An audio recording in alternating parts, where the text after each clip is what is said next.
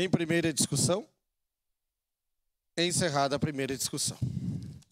Em segunda discussão e votação, o projeto de lei número 80/2024, contido no processo número 111/2023, de autoria do vereador Scalco, que institui a política de transparência na rede pública de educação municipal.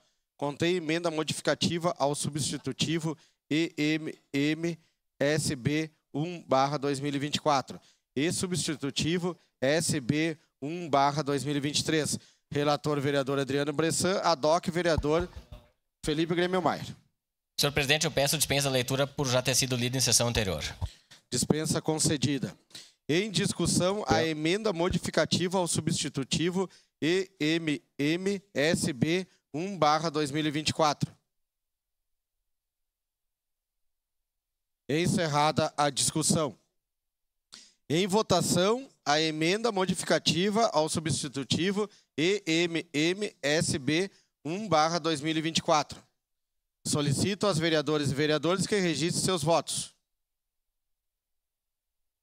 Voto sim, senhor presidente. Vereadora Rose Frigieri vota sim.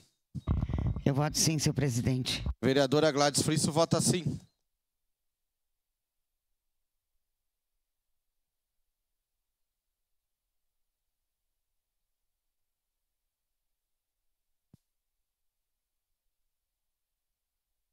Eu voto sim, senhor presidente. Estela Balardim vota sim.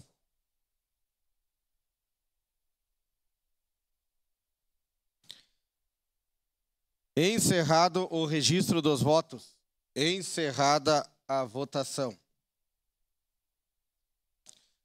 A emenda modificativa ao substitutivo EMSB 1/2024 foi aprovada por unanimidade das vereadoras e vereadores. Em representação, a vereadora Marisol Santos, vereador Lucas Carenato, vereador Sandro Fantinel.